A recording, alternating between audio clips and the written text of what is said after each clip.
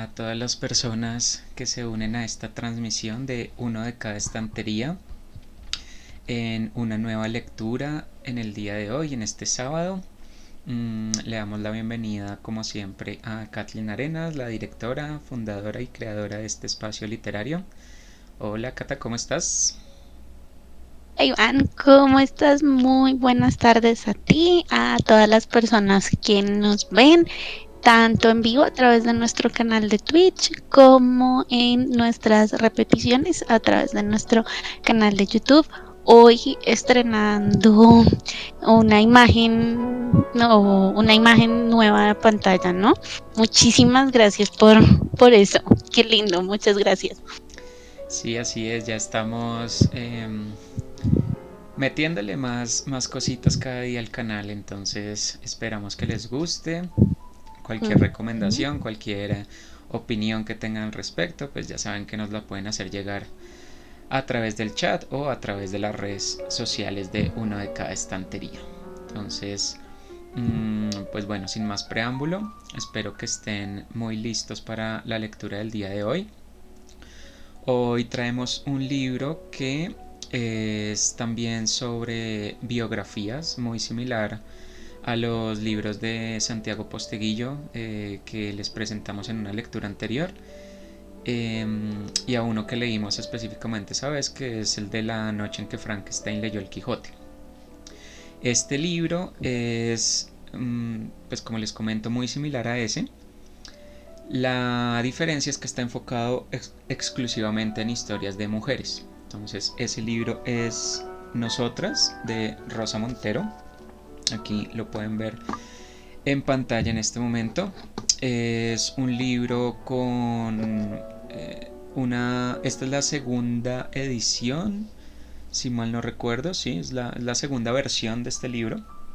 Ujú. La primera versión traía una serie de historias, capítulos, cada capítulo era dedicado a una mujer. Y en esta segunda edición hay un añadido, un extra de historias mucho más cortas, pero pues de muchas más mujeres. Entonces, la autora Rosa Montero señala que este libro es básicamente una deuda histórica para con muchas personas que contribuyeron al desarrollo de la literatura, de la ciencia, de las artes en general, pero que la historia o una historia dominada por hombres ha dejado un poco en el anonimato, en el olvido. Entonces, la intención del autor al escribir este libro es recuperar esas historias que tal vez están perdidas, ya sea porque simplemente quedaron en el olvido o porque sus protagonistas fueron desaparecidas de la historia por múltiples razones, por el hecho de ser mujeres o por el hecho de haber estado con la persona equivocada en el momento equivocado o por el hecho de haber hecho un trabajo, haber hecho unos escritos o alguna trabajo que iba en contra de las normas establecidas en ese momento. Entonces, lo más fácil que le quedaba a la sociedad era simplemente desaparecer esas historias, vilipendiar a sus autoras y dejarlas en el olvido. Entonces, este libro es una reivindicación de todas esas historias. Y hoy vamos a leer una muy interesante porque probablemente es una mujer que en ciertos círculos no es muy conocida, pero su, su herencia a la literatura fue tal vez una de las historias más importantes en el campo de la... Bueno, algunos dicen que es ciencia ficción, otros dicen que es terror, pero pues es una de las historias más importantes del género de los monstruos, y es la señora Mary Wollstonecraft, que es la madre de Mary Shelley, la autora de Frankenstein. Entonces, la gran mayoría de personas, la gran mayoría hoy en día, la conocen simplemente, las personas que la conocen simplemente como la mamá de Mary Shelley y nada más. Su hija eh, opacó el nombre de la hija, opacó el nombre de la madre, pero la historia de Mary Wollstonecraft es una historia muy interesante. Entonces vamos a conocerla el día de hoy. Ella es autora, Mary Wollstonecraft es autora de este libro, es tal vez el libro más famoso, el que más se conoce de ella, que es La reivindicación de los derechos de la mujer. Es un libro que muchos interpretan como uno de los primeros libros feministas, pues ya con una estructura feminista propiamente dicha. Es un libro que se escribió a raíz de otro libro que ella había escrito antes, que era La reivindicación de los derechos del hombre, en el marco pues de la Revolución Francesa y de todo este proceso de libertad, igualdad y fraternidad que se estaba desarrollando en el país en ese momento. Este libro tiene pues esas características, es prácticamente un manual de educación para las mujeres. En esa época, como vamos a ver, pues las mujeres tenían una educación mínima, si es que la tenían. Entonces el libro está muy enfocado en eso.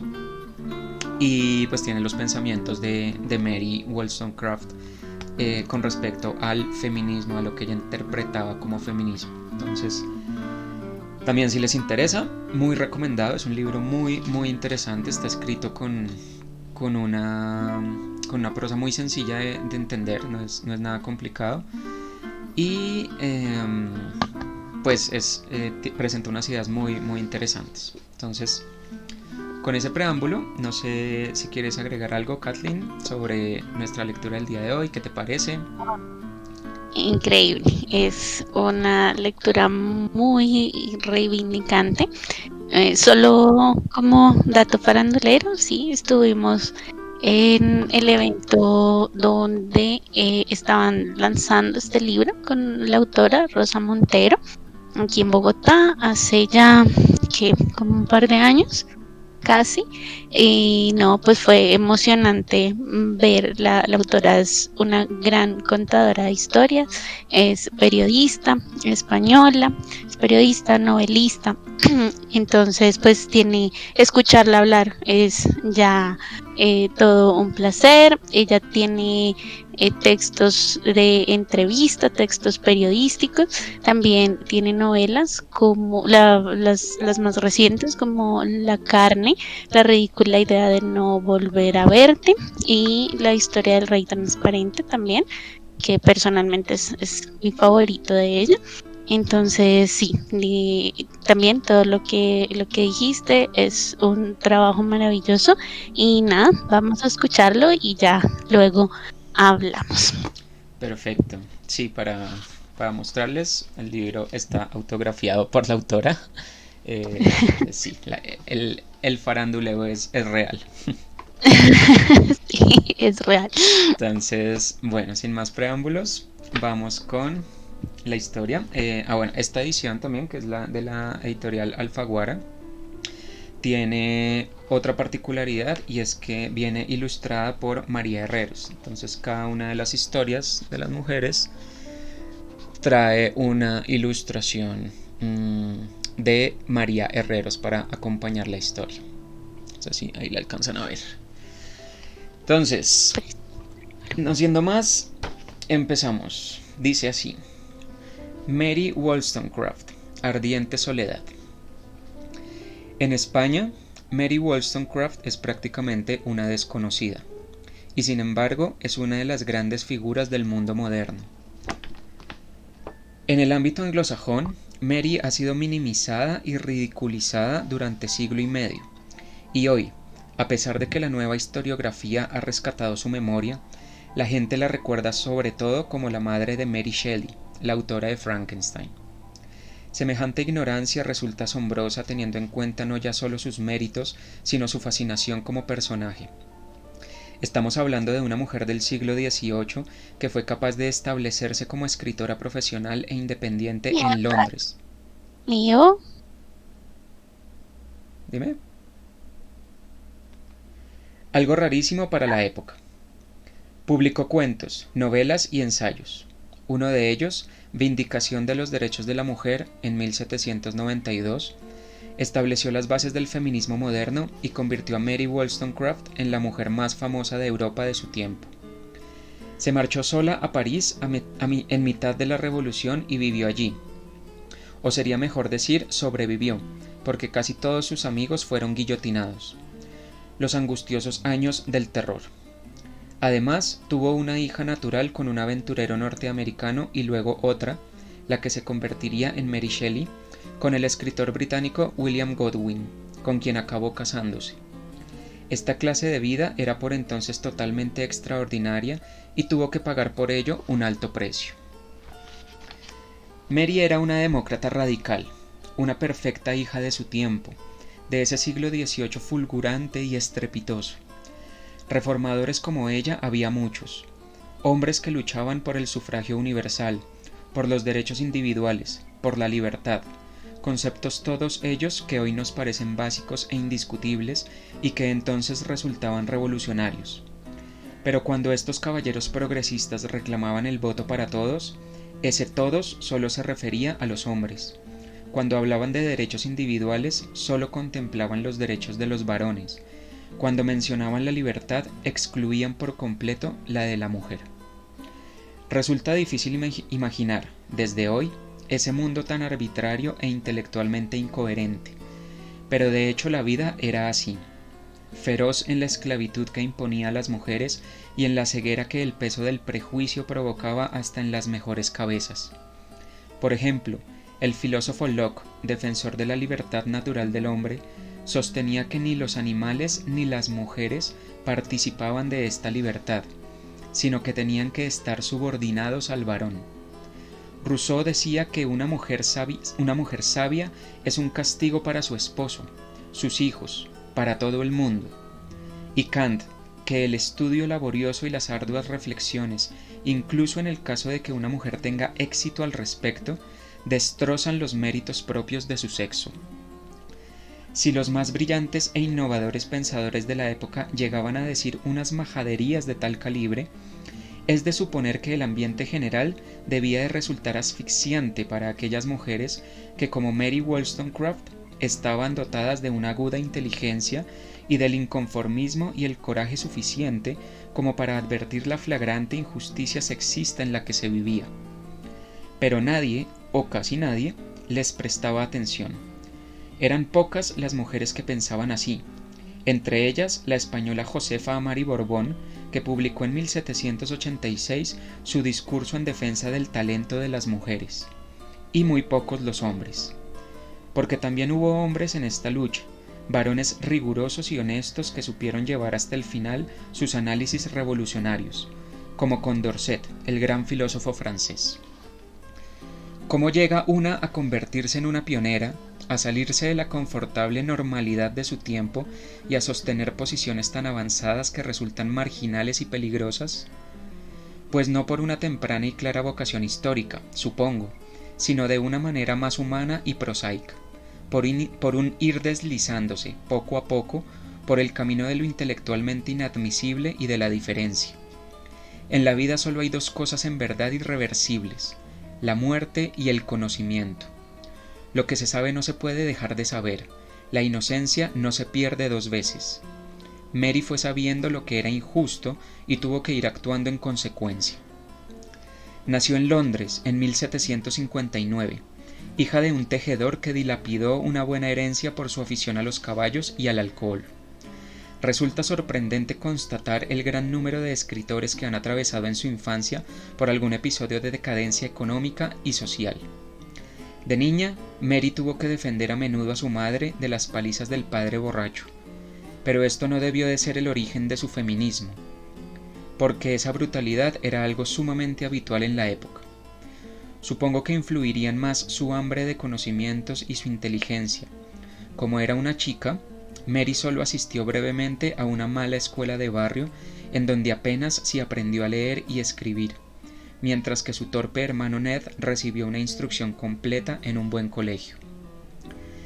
Este temprano agravio comparativo tuvo que arder en el corazón de Mary como una prueba evidente de la injusticia social, porque Wollstonecraft insiste una y otra vez en sus escritos en el derecho de las niñas a ser educadas, así como en la indefensión que las mujeres padecían por la falta de empleos para ellas. Y es que una chica decente de clase media solo podía ser niñera o institutriz, dama de compañía o maestra, pero maestra para señoritas, en un nivel ínfimo de la enseñanza. 3 oficios tristes y duros que Mary desempeñó desde los 18 hasta los 29 años. Después vivió de sus escritos, intentando mantenerse a sí misma y a sus hermanas y rondando siempre la catástrofe económica. Pese a todas las dificultades, Mary no se rindió en su afán de saber. Para ello pudo aprovecharse de una de las novedades de la época, consistente en que los libros eran por fin muy fáciles de obtener y muy baratos. De modo que, aunque a las mujeres se les mantuviera apartadas de la educación, ya no se las podía privar del conocimiento. El mundo entero se les abría a través de la letra impresa, y así se cultivó Mary Wollstonecraft, de una manera autodidacta. Mientras tanto, el siglo XVIII enterraba la antigua estructura feudal de un mundo jerarquizado e intocable, emanando desde siempre y para siempre de la cabeza de Dios, y hacía aparecer el concepto del individualismo tal y como lo entendemos ahora. En la Inglaterra de Mary los cambios eran vertiginosos. Las ejecuciones dejaron de ser públicas, por ejemplo, y aparecieron en Londres los primeros restaurantes con mesas separadas en vez de los habituales tableros corridos en donde todo el mundo comía en revoltillo. Boswell, el biógrafo del pensador inglés Samuel Johnson, se quejaba de semejante innovación. Esta manera de cenar, o más bien de ser cebado, es bien conocida por muchos como particularmente antisocial, porque cada persona come en su propia mesa y no se obliga de hablar con nadie. Y es que el mundo medieval había sido abigarrado y promiscuo. Se comía en público, compartiendo mesa con los desconocidos. Se moría en público, en las ejemplarizantes ejecuciones. Se dormía en público, porque en las posadas alojaban a 10 personas en cada cuarto. En el siglo XVIII, en cambio, comenzó la extrema soledad de la vida moderna, pero también aparecieron los beneficios del individualismo, los derechos humanos, el impulso democrático. Además, las jerarquías sociales evolucionaban rápidamente. Ahora ya no se necesitaba ser poderoso de nacimiento, tus propios méritos te podían llevar a la cima. Las clases medias mejoraban y ascendían, y esto creó una atmósfera de optimismo de la que tal vez naciera la teoría de la perfectibilidad, que consistía en creer que la humanidad se perfeccionaba progresivamente de manera imparable. Los entusiasmas reformadores de la época creían en esto a pies juntillas, y pensaban que todos los males humanos, el hambre, la violencia, las guerras, incluso las enfermedades y la muerte, acabarían siendo vencidos algún día. Las fronteras del mundo se habían caído y todo parecía estar al alcance de la mano del hombre, y lo que hizo Wollstonecraft fue reivindicar que la mano de la mujer también tenía derecho a esa gloria. La evolución personal de Mary fue lenta y dolorosa. Al principio se unió a los disidentes, un grupo demócrata pero no feminista, y antes de escribir la vindicación de los derechos de la mujer que le hizo famosa, publicó otro panfleto político titulado Vindicación de los Derechos del Hombre, en apoyo de los ideales de la Revolución Francesa y en contra de los ataques de los reaccionarios ingleses, especialmente de Edmund Burke. Llegó al feminismo, pues, por pura aplicación de la razón, porque la libertad era para todos o no era para nadie, como decía Condorcet. No tengo espacio aquí para explicar los elevados costes que Mary tuvo que pagar por su vida, la incomprensión, la polémica, la censura social. Todo le fue muy difícil. Educarse, ser independiente, encontrar el modo de ganarse la vida decentemente. Amar, incluso escribir. Ser única bordea la locura. No es de extrañar que fuera una mujer crispada y melancólica. Su corazón era tan caliente como el plomo líquido y sus pasiones podían resultar devastadoras, pero como había sido una señorita de su época educada en el puritanismo imperante, durante mucho tiempo consideró que el sexo era algo sucio y convirtió sus primeros amores en puras ensoñaciones platónicas, hasta que a los 33 años se fue sola a la Francia revolucionaria, probablemente aún virgen y llena de ansias de vida. Wollstonecraft llegó a París a finales de diciembre de 1792. En enero del 93 el rey Luis XVI fue guillotinado. En septiembre empezó el terror. Durante el embeleso de los primeros años de la Revolución, un buen puñado de mujeres creyeron que la Declaración de los Derechos del Hombre también hablaba de ellas. Hubo cierto debate social. Se crearon clubes de mujeres por todas partes. Se publicaron manifiestos. Pero la dictadura de Robespierre acabó con todo este florecimiento democrático y humanista. En la soberbia biografía de Wollstonecraft hecha por Claire Tomalin, resulta fácil advertir cómo aquel tiempo en París es el clímax de una vida y de una época, porque la existencia de Mary era profundamente unida a los avatares de su siglo. Y así, Wollstonecraft se libera en Francia de sus últimos prejuicios y profundamente enamorada se echa en los brazos de un aventurero norteamericano de 39 años, Gilbert Imlay, guapo, alegre y vividor, uno de esos personajes mudables y ligeros que suelen florecer en los momentos históricos turbulentos. Con él descubre Mary el fuego de la carne y enseguida se queda embarazada.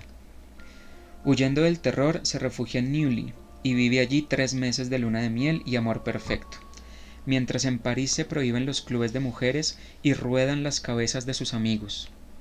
La feminista Olympe de Gouges y Manon Roland son guillotinadas. La segunda, al subir al cadalso, diría la famosa frase: «Libertad, ¿cuántos crímenes se cometen en tu nombre?». Y Condorcet, condenado a muerte por Robespierre, sigue escribiendo sobre los derechos de la mujer, escondido en un mísero piso, hasta que, descubierto y detenido, prefiere envenenarse en su primera noche de cárcel antes de acabar en el oprobio público de la guillotina. Mary sufre con todo esto, pero los brazos de Imlay son demasiado dulces. En medio de la sangre y del horror, ella es feliz. Pasea su embarazo por los campos de Neuilly y recorre, solitaria y dichosa, el abandonado palacio de Versalles, salones polvorientos, fantasmales, mientras el mundo se desploma en torno a ella. El amor de Imlay, sin embargo, fue tan breve e insustancial como correspondía a su carácter, de modo que cuando Mary dio a luz, él ya se había cansado. Se marchó a Inglaterra y se puso a vivir con una actriz. Entonces la pasión despechada de Wollstonecraft adquirió dimensiones enfermizas. Le siguió a Londres, le lloró, le reclamó. Se intentó suicidar 2 veces, una con láudano y otra arrojándose al Támesis. «Me torturas», le llega a decir Imlay, y ciertamente la obsesión de Mary por él resulta agobiante. Pero hay que tener en cuenta lo que significaba por entonces el paso que Mary había dado. Ahora era una perdida. El destino de las mujeres era duro y estrecho. Hablando de Fanny, su hija recién nacida, Mary escribió desde Suecia: «Me angustia pensar en la oprimida y dependiente condición de su sexo». Cumpliendo los miedos de su madre, Fanny se suicidaría 22 años después bebiendo láudano. Pero estamos llegando ya al súbito final. Con el tiempo, el dolor y la vergüenza producidos por el abandono de Imlay fueron remitiendo, y a los 37 años Mary comenzó una relación amorosa con su amigo William Godwin, escritor y demócrata como ella. Pronto queda de nuevo embarazada y se casan, aunque siguen viviendo en pisos separados. A finales de agosto de 1797 nace la futura autora de Frankenstein. 10 días más tarde, devorada por la infección, muere Mary Wollstonecraft. Tenía 38 años. Tras su fallecimiento, Godwin, ciego de pena, publicó toda su obra, incluyendo las cartas a Imlay. Él pensaba rendir así un homenaje a su mujer, pero en el mundo soplaban ya los vientos reaccionarios, y los conservadores aprovecharon la irregularidad de la vida de Mary, sus intentos de suicidio, sus relaciones sexuales entre comillas pecaminosas, para acabar con su memoria. Se la demonizó y ridiculizó, desvirtuando el sentido de sus trabajos. Durante siglo y medio consiguieron enterrarla en un conveniente estereotipo circular. Era una loca, una desgraciada, una inmoral, una feminista. Las feministas eran inmorales, desgraciadas, locas. Al morir, Mary estaba trabajando en su segunda novela, María o los males de la mujer, en la que contaba la historia aterradora de una mujer a quien su marido ha encerrado en un manicomio para librarse de ella. Una situación al parecer bastante común en la Inglaterra de esa época. La mujer casada era una propiedad del esposo y carecía de todo derecho. La novela empieza siendo una referencia peyorativa a las novelas góticas tan de moda entonces. El horror de esos castillos llenos de fantasmas, dice, no es nada comparado al horror de la mansión de desesperanza en la que la protagonista se encuentra, al horror, en fin, de la vida misma. Irónicamente, apenas 20 años más tarde, su hija Mary iba a escribir una novela gótica, como las que a ella tanto le irritaban, pero una novela muy bella.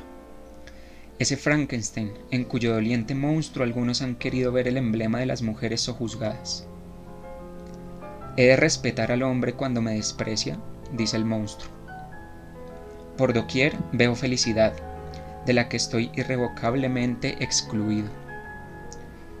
Es el mismo sentimiento de exclusión de la vida, la imposibilidad de tener una existencia plena, que experimentaban las mujeres del siglo XIX, atrapadas por la convencionalidad y los prejuicios. Tendrían que pasar 100 años para que los europeos admitieran a las mujeres en sus universidades. Y el voto femenino no se conquistó hasta bien entrado el siglo XX, en España durante la República, en Francia en 1945. El conmovedor monstruo de Mary Shelley solo quiere un trato humano e igualitario. Pero nadie le entiende y acaba muriendo en la infinita soledad polar, inmolado en su propia pira, como Mary Wollstonecraft ardiendo de razón y de pasión en un mar de incomprensión y hielo. ¿Qué te pareció? Wow, wow. Bueno, no. ¿Me escuchas ahí? Sí. Ok, estoy teniendo problemas hoy con el micrófono. No, es increíble. Creo que estas historias, no solo esa, sino todas las que están en ese libro son completamente necesarias. Creo que ese libro es totalmente necesario y es como el primer paso como a eso que nos contaba la autora Rosa Montero ese día. Y es que conocer estas historias, no solo para las mujeres, para todo el mundo, pues es necesario, ¿no? Y además porque todas estas figuras casi siempre es Mary Shelley, que son como figuras románticas y esto, pues siempre quedan como encasilladas en esa imagen, ¿no?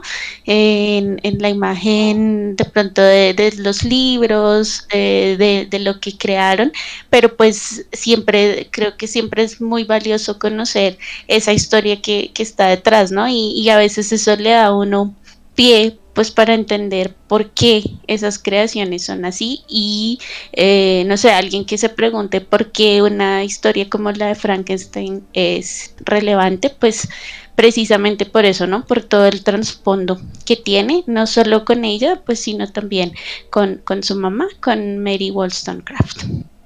Sí, total, pues como dices, de hecho la autora en la contraportada del libro menciona lo que tú dices. Dice la contraportada: este libro no es un libro solo para mujeres, de la misma manera que el feminismo no es solo cosa de chicas. Estamos cambiando el mundo, estamos destruyendo estereotipos milenarios y es evidente que si se altera el papel social femenino es porque también muda el papel de los hombres. Pero tenemos que hacer algo más que cambiar la visión del pasado. Es esencial que también cambiemos la visión del presente, la manera en que nos miramos a nosotras mismas. El mundo, nos decían y nos decíamos, es así. Pero no, resulta que el mundo no es así. El futuro está aquí, el futuro es hoy y lo estamos construyendo hombres y mujeres. Por primera vez estamos todos, aunque para ello también debamos abandonar nosotras muchos prejuicios sexistas. Así es que, hermanas, abramos nuestras fauces de dragonas y escupamos fuego. Entonces sí, este tipo de historias me gustan mucho precisamente por eso, por lo que tú comentabas, y es que muchas veces de hecho es simple ignorancia, como que uno no está acostumbrado a ver ese tipo de historias y la ignorancia lo hace caer a uno en un abandono total de esa parte importante que probablemente en muy pocas partes está escrita. Entonces, también tiene que haber un papel activo de nosotros como lectores de averiguar esas historias, de interesarnos por esas historias. No, no es solo leer el cuento y ya, sino pues saber cuál es el trasfondo de esas cosas, porque a medida que hagamos eso, pues es que podemos ir desenterrando esa historia que de pronto quedó olvidada, como vemos en la historia de Mary, porque, no sé, a la gente no le gustaba cómo era ella y simplemente de un borrón la quitaron de la historia. Y hasta mucho tiempo después es que uno viene a saber, pues, todo este trasfondo. Si uno no supiera, por ejemplo, quién es Mary Shelley y que Mary Wollstonecraft es su madre, pues probablemente uno nunca hace la conexión con Frankenstein, uno nunca sabe quién es Mary Wollstonecraft a menos de que le interesen esos temas, a pesar de que Frankenstein sea una novela supremamente famosa desde todo punto de vista. Sí, total, nada más que el tema siempre como de conocer el trasfondo, creo que le da un poco más de riqueza al ejercicio de la lectura, ya sea de textos o bueno, de cualquier material, pues porque ya va dando pistas qué era de pronto lo que se quería decir o bueno, cuáles son esos mensajes que están ahí. Ya, bueno, y siempre hacemos la salvedad en este punto de tener cuidado con el sobreanálisis, ¿no? Porque entonces ya tenemos como el otro extremo, que es como querer encontrar significados en todo y pues realmente a veces no, no es tan así. Pero sí, creo que hay un paso muy importante en el ejercicio lector, no solamente de textos, sino de todos los materiales, conociendo pues la historia que está detrás, la historia de los autores, en qué circunstancias se movían. Creo que pues digamos que como mujer es un poquito digamos, odioso esas descripciones que hacen, ¿no? Como que no, que es que eran propiedad, es que no se podían educar y bueno, ahí es donde vemos de pronto cuánto hemos avanzado, aunque pues todavía falta muchísimo y creo que materiales como ese libro pues nos ayudan de pronto a dimensionar porque personalmente y el día que fuimos a esta presentación, sí, es increíble como uno de mujer a veces llega a ciertas edades o ciertos contextos y no conoce de pronto o no tiene referentes de mujeres que hayan estado antes, que hayan hecho otras cosas, porque pues usualmente eso no se lo enseñaban a uno. Entonces, personalmente, pues yo vengo de un colegio religioso, por ejemplo, eh, y eso digamos que no se veía mucho.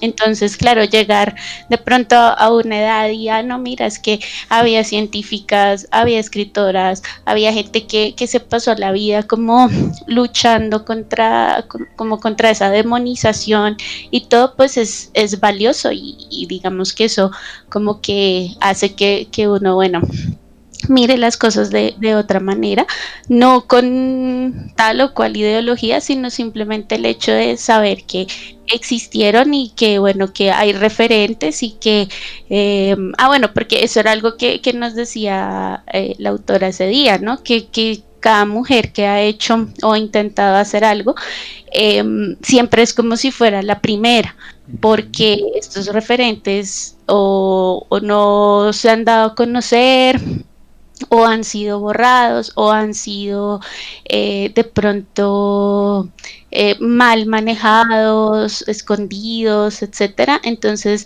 decía que pues en el tema de hacer cosas, pues cada mujer siempre era como la primera y siempre era como un camino súper tortuoso, gracias a que estos referentes no estaban claros o no se había contado la historia, y pues por eso yo veo muchísimo valor en ese libro y en el trabajo también de investigación de la autora, porque pues definitivamente no debió haber sido fácil pues conseguir todo este material. No sé qué opines, Iván. Sí, hay una especie, yo lo interpretaría como una especie de metacomentario aquí dentro del libro, y es que la mayoría de historias cierran con, pues bueno, en el caso de tenerlas, cierran con una cita de la mujer de la que se está hablando. La cita que ponen aquí de Mary Wollstonecraft, que es una cita del libro de Vindicación de los Derechos de la Mujer, dice: hacedlas libres y pronto se volverán sabias y virtuosas, a la vez que los hombres lo serán más, pues la mejora debe ser mutua, o la injusticia a la que una mitad de la raza humana está obligada a someterse se volverá contra sus opresores. Me parece que esa cita es una cita muy pertinente para este libro, porque en el fondo ese es como el sentido metafórico de esta obra, y es liberar a esas mujeres que han estado como prisioneras de la historia durante tanto tiempo. Prisioneras en muchos sentidos, ya sea por un caso como el que veíamos de Mary Wollstonecraft, que fue vilipendiada y su nombre fue ensuciado, pero también hay muchas historias de mujeres que tenían que firmar con seudónimos, por ejemplo, con seudónimos de Ujú. hombres, y mucho tiempo después es que uno se entera que historias que le fascinaban y que siempre pensó que eran escritas por un hombre, la verdadera autora era una mujer. O Mm. tenían que dárselo al esposo, que era un escritor famoso, y el esposo lo firmaba, pero en verdad lo había escrito era una mujer. Entonces, eh, creo que ese sentido de liberar esa historia es muy importante, precisamente por lo que decías, y es encontrar esos referentes. Hoy en día la sociedad está muy preocupada por eso, y lo vemos en productos de la cultura pop, por ejemplo, que ciertos grupos sociales, ciertas minorías, las mujeres tengan más representación en películas, en cine, etcétera. Y pues me parece muy importante que la literatura también tenga eso, y que la historia tenga eso, que sepamos que eso no es una cosa nueva, que sepamos que las mujeres no están haciendo cosas interesantes porque hoy la sociedad les está dando ese espacio, sino que siempre lo han hecho. Lo que pasa es que no sabemos, ese pedacito de la historia no nos ha llegado. Entonces, sí, este libro me parece maravilloso precisamente por eso, porque permite llevar a cabo esa liberación de la que habla Wollstonecraft. Y esa liberación también, pues como ella misma dice, no es una liberación solo para las mujeres, sino que es para la sociedad en conjunto. Totalmente de acuerdo. Además, el valor de una sociedad, pues, donde todos tengan un referente, creo que es muy importante. Digamos que la importancia de los referentes, por ejemplo, para los niños, para las niñas. Creo que eso es muy valioso y también creo que esa es la importancia que tienen los materiales de lectura cualesquiera que sean, eh, eh, y la importancia de la creación de esos referentes, así sea como diciendo, oye, mira, no estás solo, no estás sola, alguien antes de ti pues tuvo el valor de hacer esto, esto y esto en tal y tal campo.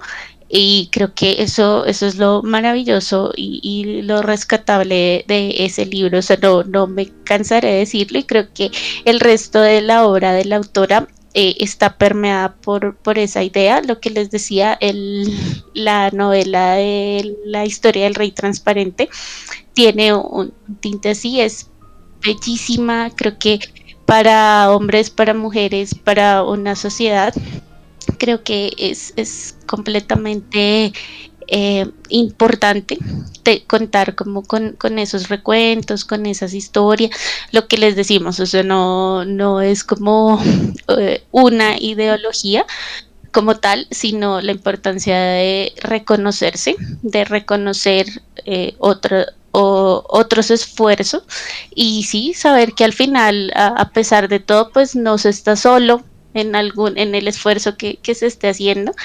y que bueno, los libros también, así como en la historia de Mary, la que vimos hoy, pues son vehículos de conocimiento y los textos y los materiales que tengamos a la mano, pues son vehículos para el conocimiento y pues entre más conocimiento, pues yo creo que mejor sociedad seremos sin importar el género, la raza, el color, lo que sea, pues siempre estará eso ahí presente.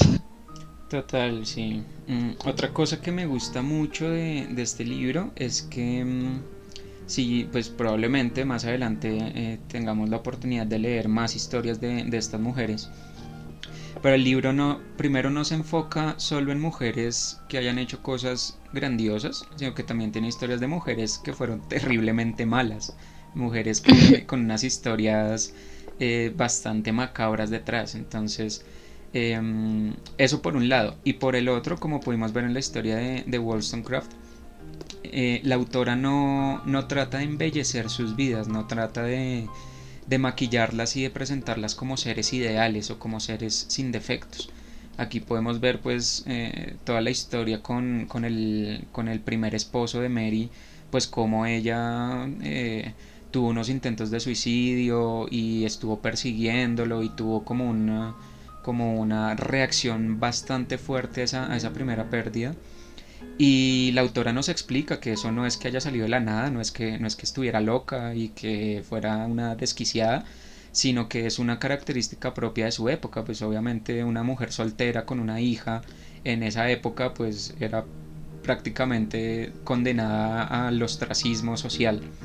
Entonces, eso no minimiza los rasgos tal vez menos favorables de los personajes, pero sí nos permite verlos en contexto y nos permite ver que eran personas comunes y corrientes, que es otra cosa que uno no suele pensar de sus autores favoritos. Y también hay un fragmento que me gusta mucho de esta historia de Wollstonecraft y es cuando dice cuando Rosa Montero dice que uno se sorprendería de la cantidad de escritores cuyas vidas son un desastre y que uno no lo pensaría, uno dice como pues esta gente siempre fue grande, como son grandes autores, sus obras son conocidas por todo el mundo, son referentes literarios de un montón de personas, los estudian en grandes universidades, pues uno se los imagina siempre como, pues madre, esta persona, esta señora, este señor, tenían que ser como, no sé, los aristócratas más importantes de su país o de su ciudad.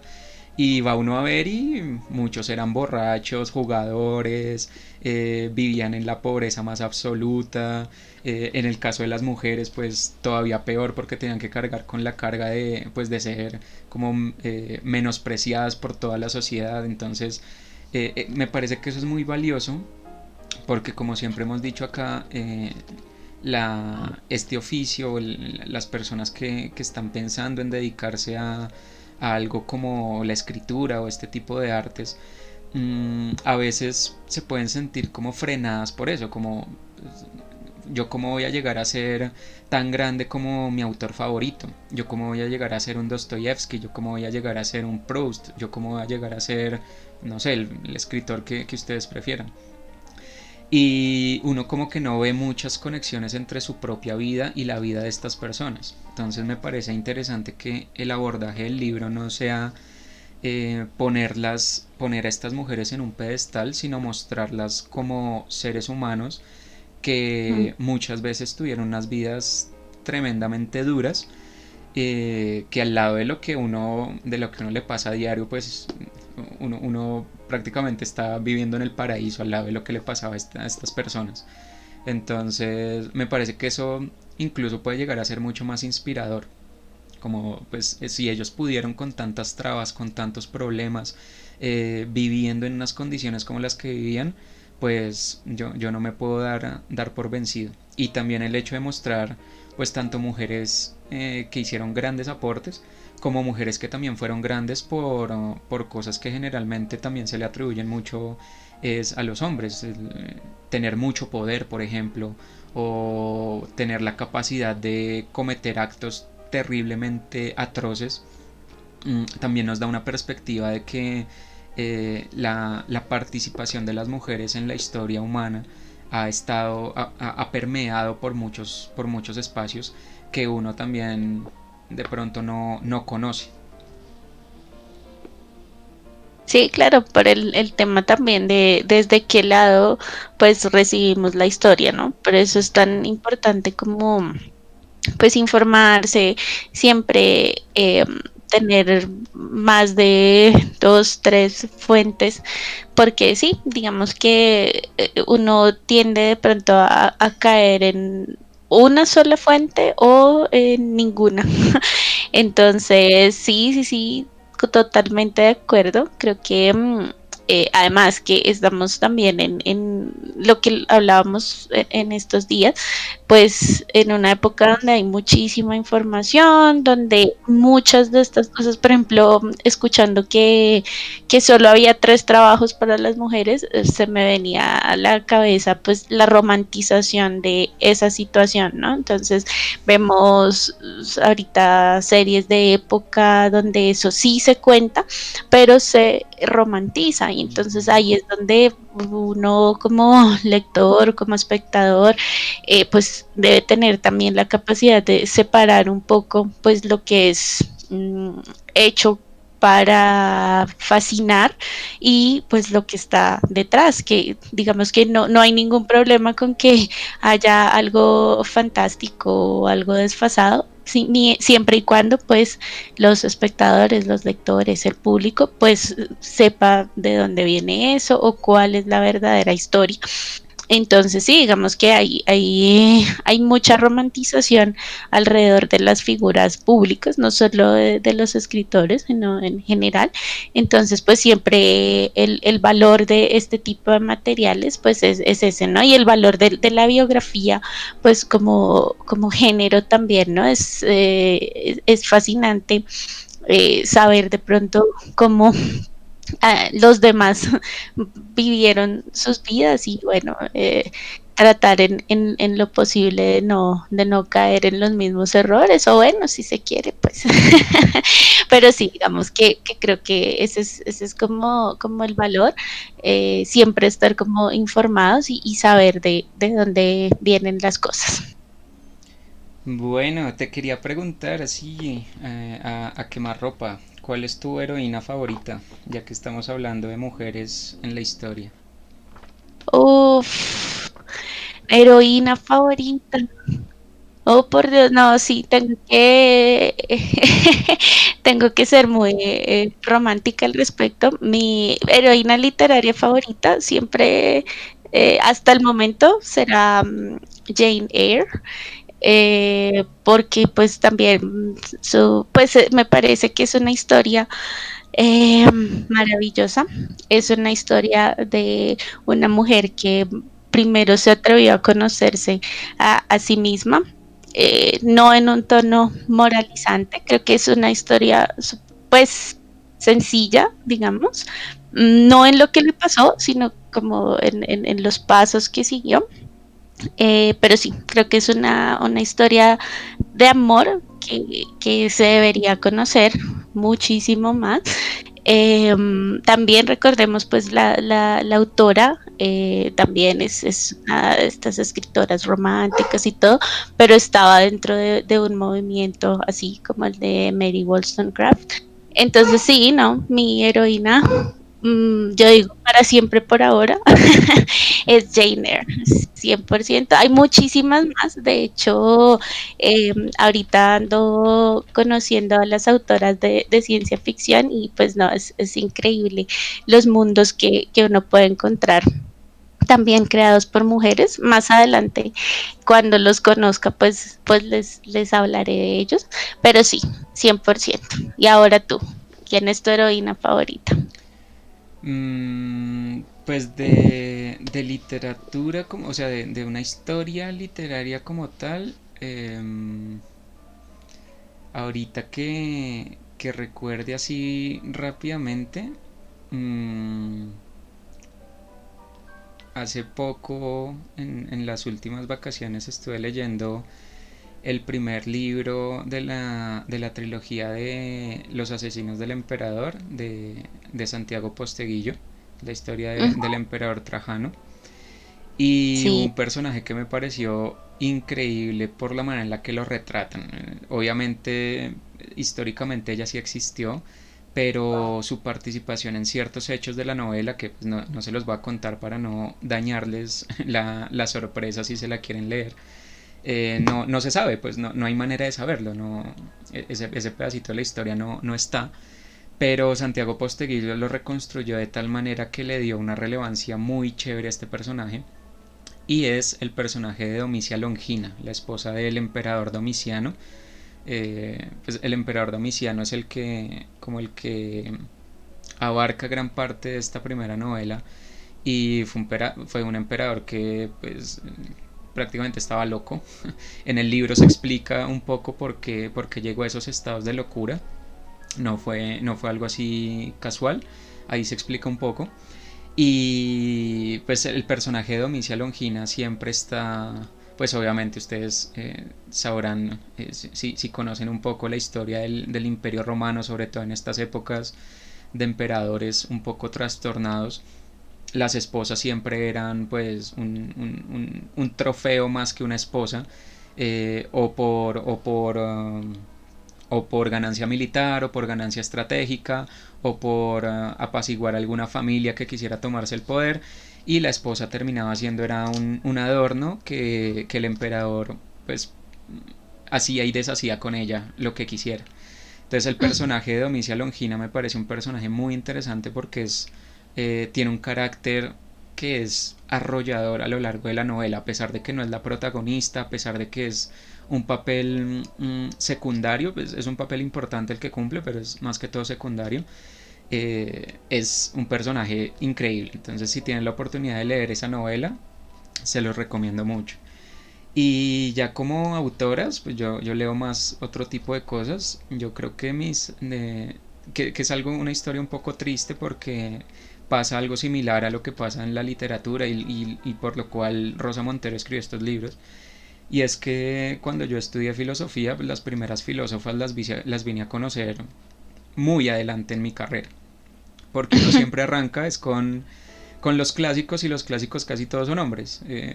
Por ahí si acaso en algún curso Simón de Beauvoir, y no es tan clásica, eso ya es filosofía contemporánea, pero filósofas como tal, por ejemplo de la antigüedad, muy poco, muy poquito. Entonces, de las primeras filósofas que conocí que me gustaron mucho, y que son creo que de mis favoritas, Hannah Arendt y Martha Nussbaum. Parece que ambas recogen la herencia aristotélica, a pesar de que Aristóteles era terriblemente misógino. Pues estas autoras reconstruyen la parte que se puede reconstruir de esa filosofía, y las dos tienen unas nociones impresionantes. Los juicios de Eichmann analizados por Hannah Arendt son creo que una de las lecturas más interesantes que he tenido. Y pues Marta Nussbaum la uso prácticamente que todos los días en lo que yo hago. Entonces me parece una autora con una visión de la sociedad muy interesante, que a mí me encanta, y creo que son mis favoritas. wow, muy bien, pues ahí tienen las recomendaciones. Para mí, bueno, no, es que son muchas, pero sí también de autoras así que me inspiran. Bueno, ya les comenté, Rosa Montero, pues sí, top favorita. Y también mi súper admirada Agatha Christie, pues más que todo pues, como modelos aspiracionales, ¿no? Como, uf, en serio. Además, pues también conociendo como como en qué contexto están escribiendo y todo. Entonces sí, no, es fabuloso y lo que les comento, el tema de sentarse y crear estos mundos y hacerlo de una manera tan espectacular, pues ya, digamos que ahí tienen toda la admiración y no, pues a seguir conociendo más y más para poder tener más referentes, ¿cierto? Pero por supuesto, esa es nuestra invitación. Les vuelvo a mostrar aquí el libro por si les interesa conseguirlo, por si les pareció atractivo o quieren conocer las historias de otras mujeres que aparecen aquí. El libro es Nosotras, de Rosa Montero, editorial Alfaguara. Como les Mm. digo, es una segunda edición, tiene más historias. Si quieren buscar específicamente, pues tienen que tener cuidado con eso, que sea el que trae más historias, que son unas historias corticas, pero aparecen acá. En la primera versión, solo aparecen las historias más grandes, que son como la que leímos de Wollstonecraft el día de hoy. Mm, no sé si tengas algo para cerrar. Sí, la invitación que les hacemos todos los días, estamos en todas las redes sociales, nos pueden encontrar ahorita en Facebook, en cada publicación de los videos que estamos sacando. Ahí les estamos haciendo preguntitas por si quieren respondernos. También estamos en Instagram. Ya tenemos los resultados de nuestra encuesta. Ganó el cuento, entonces bueno, ahí vamos a estar atendiendo las sugerencias que amablemente nos hacen. Muchísimas gracias a todos por su participación.